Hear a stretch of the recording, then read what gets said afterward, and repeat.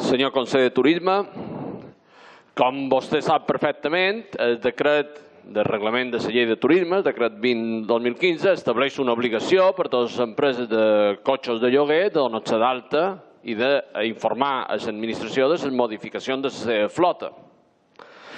Sobre aquesta qüestió li varen fer una pregunta el maig del 2016 i vostè ens va contestar que de les 180 empreses que hi havia a les Illes Balears n'hi havia només 70 que s'havien inscrit.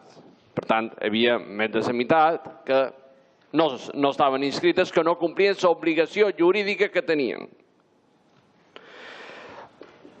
Davant d'aquesta situació, nosaltres, com sap, defensam que se procedeixi a ordenar el sector de lloguers de cotxes i que la conselleria s'impliqui d'una manera clara en aquesta qüestió. Però és que després, el gener del 2017, llegim en el diari que Mallorca afronta un altre estiu amb cotxes de lloguer incontrolats i que la conselleria de Turisme critica la falta de col·laboració de les empreses de rentacar.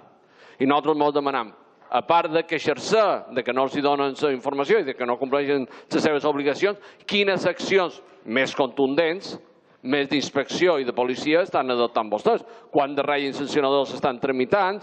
Quins canvis legislatius per ser més transparents, més clars i més eficaços en la lluita contra aquests incompliments jurídics que estan fent les empreses de lloguer turístic? Gràcies.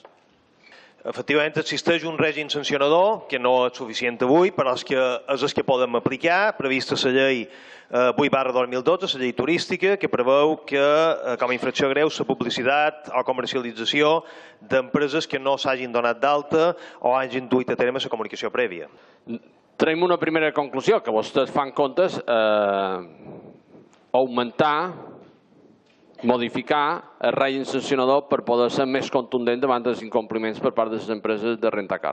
Aquesta conclusió la compartim, per lo que he entès. I segon tema que li vull plantejar, vostè me diu que han obert 10 expedients. De les xifres que estan manejant, perquè clar, les empreses són comptades, com dirien, són faves comptades això. Per tant, si vostè me deia que hi havia 180 empreses i n'hi ha 135 que s'han donat d'alta, és evident. N'hi ha 45 que estan incomplint. Números rodons.